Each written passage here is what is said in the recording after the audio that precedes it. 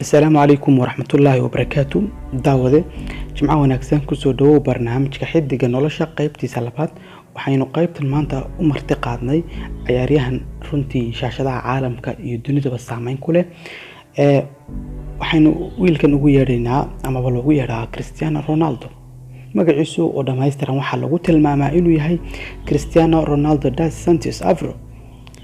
sanadku markuu ahaa 1985 bishii shanaad labadeedii waxaa lagu dhalay Funchal Madeira dalka Portugal. xirfadiisuna waa xirfadle kubadda cagta ah oo u ciyaara dalkiisa Portugal ama qarankiisa hooyo Portugal iyo waliba kooxda Juventus oo hadda la joogo. inkastoo jireen koox badan oo soo ciyaaray waxa kamid ahaa Man United oo ahaa kooxdii uu ku soo fuulay masraxa iyo shashadaha caalamka oo kaga soo noqday Real Madrid oo ahayd kooxdii labaad ee uu ku biiray iyo Juventus oo uu hadda la joogo. dawade noloshiisa hore haddaad eegto wiilka aad taageerto ee joogiisu aadka u sareeyo waa Cristiano Ronaldo. waxa uu ugu yaryahay 4 qof ay dhaleen aabihiis waana shakhsiga ugu yar. waxaa la dhashay hal wiil iyo 3 gabdhood oo kale. tirada guud ee qoyskoodana ay ka kooban yihiin 4 qof. balse waxaa la tilmaamaa inuu ku soo barbaaray nolol adag oo ay ku dhehnayd culays iyo cidhiidhi. muuqaalada quruxda badan iyo waqtiyada goolasha uu dhalinaya kadib waxaa ka dambeeya qiso xanuun badan. inkastoo aabihiis iyo hooyadiis ay ahaayeen qoys iyo family danyar ah, haddana aabihii waxa uu sii dheeraa inuu ahaa khamriyac nolosha ka dhacsan. taasina waa maanta la sheegaa inuusan cabinba isagu. daawade 2000 iyo markaynu fiirino abaalmarinihii uu ku guuleystay ninka nolosha adag ku soo barbaaray kooxda kubadda cagta hay'adda kubadda cagta adduunka ee FIFA 2008 waxay aqoonsatay inuu yahay Player of the Year ama ciyaartoyga sanadka, halka European Union ku 2014 ay aqoonsadeen inuu yahay Best Player in Europe.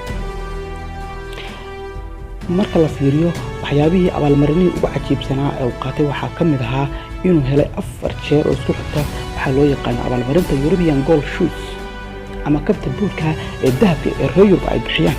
sidoo kale 2016 wuxuu helay Silver Boot. wuxuu ahaa ciyaaryahankii abid ugu qaalisanaa mid kamid ciyaartooyda abid ugu qaalisanayd ee la kala iibsado iyadoo lagu iibsaday hanti adduun lacageed dhan 94 milyan oo dollarka Mareykanka.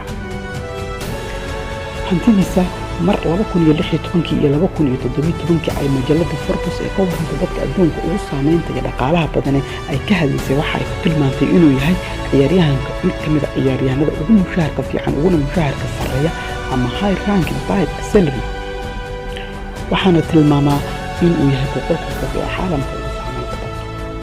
shakhsiga caynkaas ee noloshiisa aan ka soo warramay waxa uu ku soo barbaaray nolol adag iyo duruufo adag.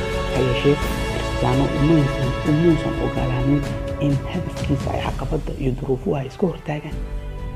waa macquul inaad taageerto Cristiano Ronaldo, wiilka shaashadaha caalamka saameynta ku leh, adiguna aad leedahay riyooyin iyo ahdaaf ka duwan isaga.